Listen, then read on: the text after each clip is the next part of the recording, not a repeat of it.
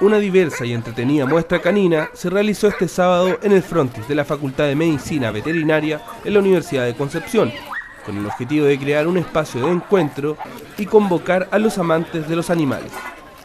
En la actividad, los dueños de las mascotas exhibieron a sus caninos y los clasificaron por categorías según cada una de sus características, para luego premiar a los animales según los parámetros establecidos por las carreras de Medicina Veterinaria y Oceanografía, quienes fueron los organizadores del encuentro de los animales. Por otro lado, esta muestra ayudará a los alumnos de Oceanografía para obtener fondos y realizar una gira de estudios a las Islas Galápagos.